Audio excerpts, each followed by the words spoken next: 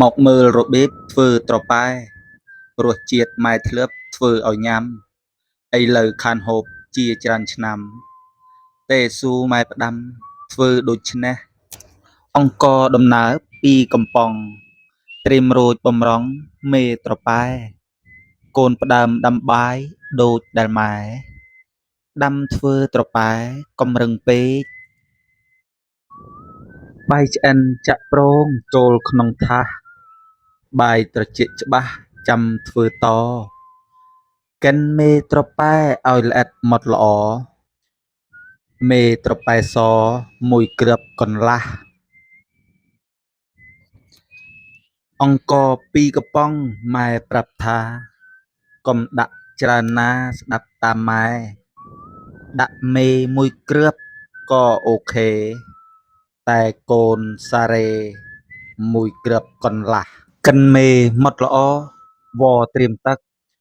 ចាក់ចូលក្រឹកៗថែមអំបិលមួយចុងស្លាបព្រាមើលកុំខ្ជិលកូរទឹកឡើងវិលដូចខ្យល់គោចបាទហើយឥឡូវនេះទឹកអំបិលរបស់យើងគឺរលាយចូលគ្នាហើយប្រៃទាំងអំបិលប្រៃទាំងដៃ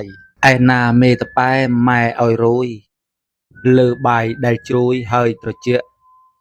រួយឲ្យសព្វស្មើកុំស្ទើរស្ទើកដៃមិនប្រឡាក់ព្រោះទឹកអំបិលបាទយើងក៏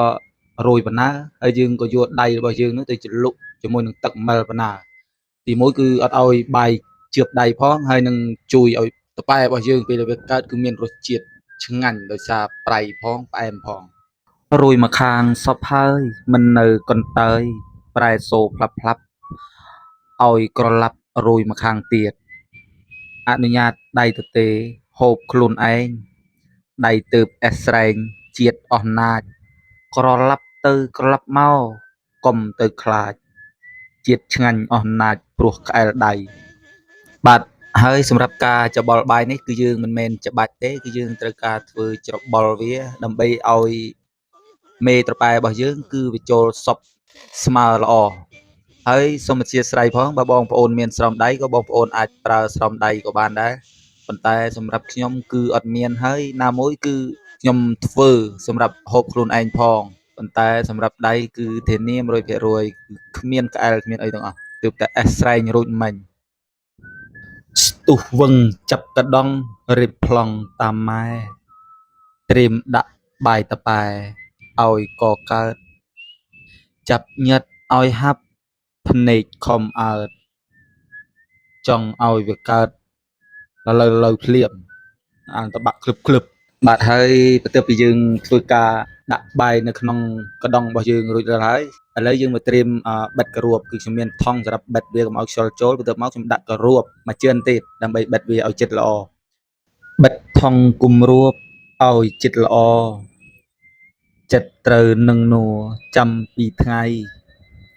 រួចមកបើលអ៊ុតត្រៀមលួកលៃយើងភ្លក់ហើយឆីតាមចិត្តចង់បាទហើយសម្រាប់បាយតប៉ែរបស់យើងនេះគឺយើងក្រោយពីបិទចិត្តស្និទ្ធល្អហើយឥឡូវយើងទៅត្រៀមទុកដើម្បីឲ្យវាកើតចំនួន2ថ្ងៃក្រោយមកបាទក្រោយពីយើងទុកបានចំនួន2ថ្ងៃមកឥឡូវយើងមកធ្វើការបើកអ៊ុតទាំងអស់គ្នាបាទសម្រាប់តប៉ែរបស់យើងគឺនៅពេលដែលវាកើតល្អគឺនៅពេលដែលបើកមកគឺវាមានទឹកនៅបាតដូចតែខ្ញុំផ្អៀងឲ្យបងប្អូនមើលអញ្ចឹងឯងបើកផ្អៀងមានទឹកគឺកើតហើយកុំនៅកន្តើយទាំងអស់គ្នាចុច like comment រួចចុច share